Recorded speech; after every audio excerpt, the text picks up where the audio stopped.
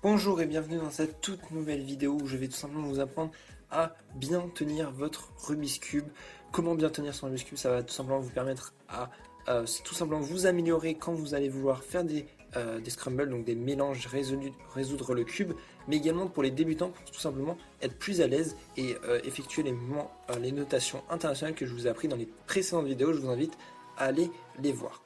Pour commencer, on va toujours prendre le cube comme ça et je vais vous dire dans cette vidéo quel doigt, donc 5 doigts de la main pour l'instant tout le monde connaît, avec quel doigt faire quel mouvement. Donc c'est pour ça, n'hésitez pas à aller voir les précédentes vidéos, comme ça vous ne serez pas perdu quand je vous dis par exemple de tourner R comme ça. Voilà. Alors la première chose à faire, c'est de ne pas, quand vous tournez n'importe quelle phase, donc n'importe quelle phase du Rubik's Cube, ne jamais tourner avec l'entièreté de main. Par exemple faire comme ça. Comme ça, ne jamais faire. Donc jamais tenir son cube vraiment en mode refermé dans sa main. Toujours être le plus possible, voire de ses propres yeux. Donc comme vous voyez à l'écran là, un maximum de faces, donc 2 ou 3 de votre cube, donc être le plus aéré possible. Si vous refermez vos mains dessus, vous n'allez pas avoir la vision sur votre cube et vous ne saurez pas quoi faire. Par exemple, si vous tournez la face R, donc celle-là, que vous avez appris dans les notations internationales, donc quand vous faites ça, ça fait R. Si vous tournez comme ça, vous serez un peu perdu et en fait quand vous tournez avec votre main, c'est extrêmement bizarre. Vous le sentez en fait que c'est pas naturel, même si le Rubik's Cube c'est pas naturel, c'est un objet qu'on a créé, on voit qu'il y a quelque chose qui bloque. Alors que si avec la face R vous tournez juste comme ça, avec 2 doigts ou 3, moi j'en utilise 3, donc vous utilisez le pouce, l'index et le majeur pour tourner comme ça, vous allez voir que c'est beaucoup plus facile, donc n'hésitez pas à le faire en même temps, et c'est tout simplement plus facile, et vous êtes tout simplement plus à l'aise. Après, pour tenir votre cube, donc je vous conseille d'être aéré, donc pas comme ça, pas refermé sur votre cube, donc moi je mets le pouce bleu, le pouce de la main gauche, donc celui-là, le pouce gauche sur le centre de la face que je tiens, comme ça je tiens très bien mon cube, et je mets 2 ou 3 doigts sur la face derrière, parce que vous allez voir qu'on va très rarement tourner la face B, la back, donc si vous avez suivi les notations, ça fait B', B.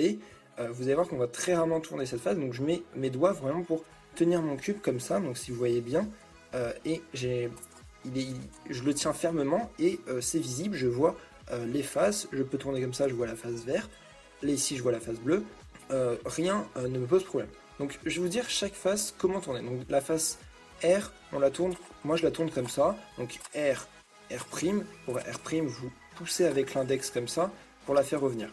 Si vous faites d'abord un mouvement R', vous pouvez faire comme ça, et après, si dans un algorithme, vous aurez un U, ouais, je vous dirai après comment faire U, et après pour revenir en R, comme ça. R, c'est vraiment un des mouvements de base, donc il faut être à l'aise, faut le tourner, vous pouvez le tourner comme ça, il y en a, ils font comme ça pour s'entraîner, voilà. Après, on va enchaîner avec le L, donc le L, on rappelle L, L'.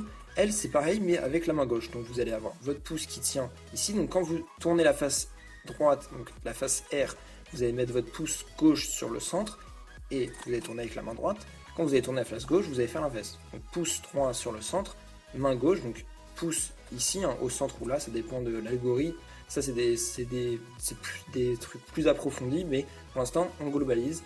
Et avec l'index et le majeur qui accompagnent et l'index qui revient pour L'. Parce que, je vous rappelle, L' c'est comme ça et L comme ça. L', L.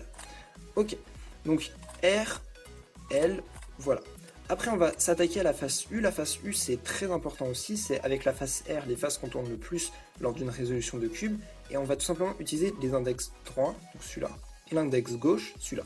Pour faire un mouvement U, on va tout simplement tourner comme ça pour faire un U avec l'index droit. Donc U comme ça. Et avec l'index gauche pour faire un U'. U'. Voilà. Après, on va, pour regarder la face D, donc là, down. Pour rappel, on a la face D, donc ça fait D, D'. On va tout simplement utiliser soit l'annulaire, donc celui-là, soit l'auriculaire. C'est préférence. Moi, j'utilise l'annulaire pour tourner. Très rarement l'auriculaire, parce que vous allez voir, c'est très bizarre de faire comme ça. Donc, on va utiliser pour faire un mouvement D, donc comme ça. Vous allez utiliser l'annulaire de la main gauche, vous allez faire comme ça, D. Je ne sais pas si vous voyez bien, mais ça fait comme ça, donc pour faire D. Et pour faire un D', vous allez utiliser l'annulaire de la main droite, comme ça. Donc ça, c'est vraiment les mouvements de base. Pratiquement tout le monde fera comme ça. Après, on a le mouvement F. Comment faire le mouvement F? Ça va être avec l'index droit et l'index gauche, pareil. Donc pour rappel, le mouvement F, c'est comme ça. Donc on va faire avec l'index droit, on va appuyer ici pour faire tourner la face dans le sens des aiguillements. Pour rappel, ça fait F. Donc F comme ça, on rappelle F. Après, pour faire F', on peut faire comme ça l'index gauche. Mais on peut aussi, par exemple, si vous faites un mouvement, dans énormément d'algorithmes, vous faites un mouvement F, vous faites des trucs avec R et U, et après vous revenez en F', donc comme ça, et très souvent, on va faire avec le pouce, on va pousser comme ça va très bien ensemble, le pouce, on pousse comme ça pour faire un F'.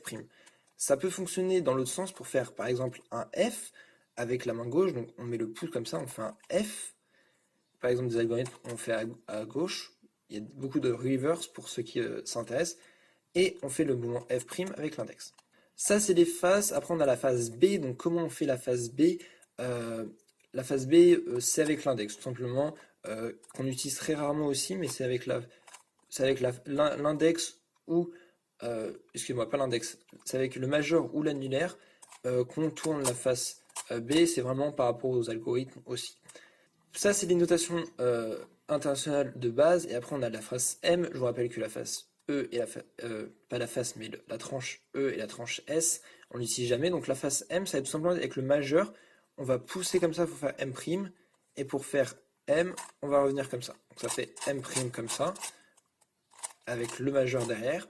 Et l'annulaire comme ça pour faire M, qui est beaucoup moins facile. Voilà pour la vidéo comment bien tenir son cube, j'espère que vous avez aimé.